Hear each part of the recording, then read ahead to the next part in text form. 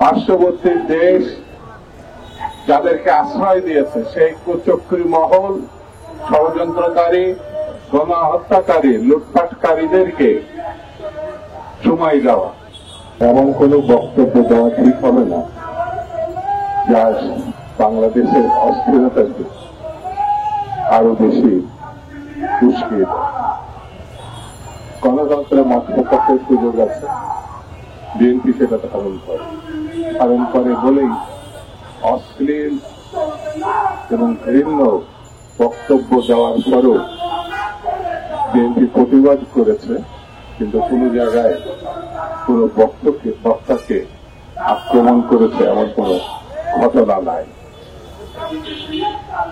বিএনপির নেতা কর্মীরা অত্যন্ত ধৈর্যশীল। তারা স্বাধীনতার ঘোষক শহীদ জিয়ার অনুসারী, বেগম জিয়ার অনুসারী, তারেক রহমানের অনুসারী, তারা গণতন্ত্রের অনুসারী। স্বাধীনতা এবং গণতন্ত্রে যারা বিশ্বাস করে তারা ধৈর্যশীল।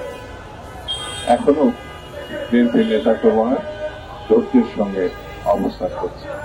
বন্ধুরা, নানামুখী ষড়যন্ত্র, স্বৈরতন্ত্রের পতনের পর গণতন্ত্রের যে সম্ভাবনা দেখা দিয়েছে সেটাকে পরিপুষ্ট করার জন্য, গণতন্ত্রে উত্তরণের জন্য যেটি বড় প্রয়োজন সেটি হচ্ছে নির্বাচন।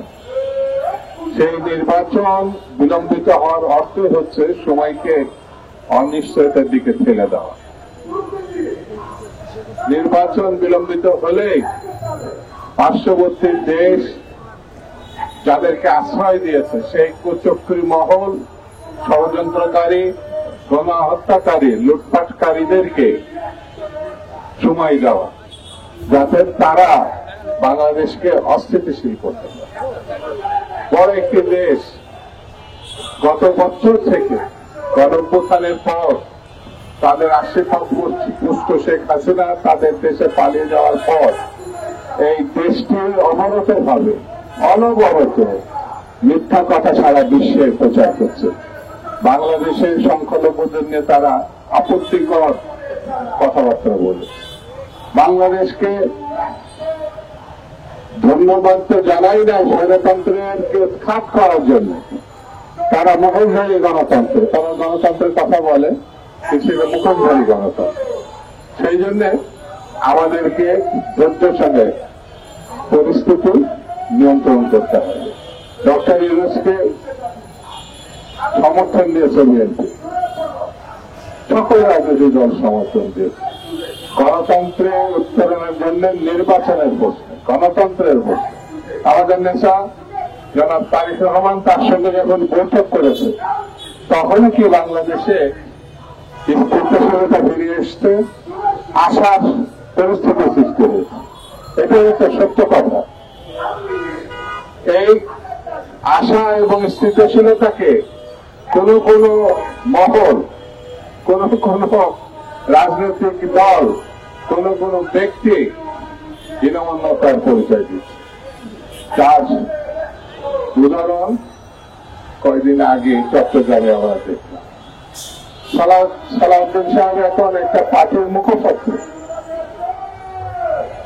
তার ব্যাপারে আপত্তিকর বক্তব্য, তাকে সমালোচনা করা যাবে না তা না, কিন্তু আপত্তিকর বক্তব্য এটা কোন স্বাধীনতার পর্যায়ে পড়ে না, এটা একটা উস্কানিমূলক। আমার বক্তব্য স্পষ্ট, উস্কানি দিয়ে পরিস্থিতি ঘোলাটে করে স্বৈরতন্ত্রকে আমন্ত্রণ জানাবেন, এটা গ্রহণযোগ্য না। আমরা এই জাতি ৭১ সালে মুক্তিযুদ্ধে সরাসরি রণাঙ্গনে যুদ্ধ করে স্বাধীনতা অর্জন করেছি। ৭১ নিয়ে কোনো আপোষ নাই, গণতন্ত্র স্বাধীনতা নিয়ে কোনো আপোষ নাই।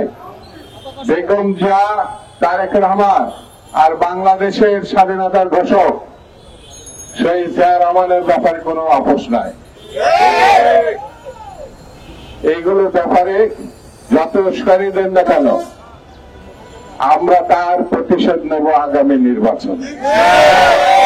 আমরা নির্বাচনের মধ্যে দিয়ে প্রমাণ করব বাংলাদেশের জনগণ বিএনপির সঙ্গে আছে, বাংলাদেশের জনগণ শহীদ জিয়া, বেগম জিয়া, তারেক রহমানের সঙ্গে আছে এবং সেই নির্বাচন আপনারা ঠাকানোর যত চেষ্টাই করেন না কেন, ফেব্রুয়ারির মধ্যেই জাতীয় সংসদের নির্বাচন হবে।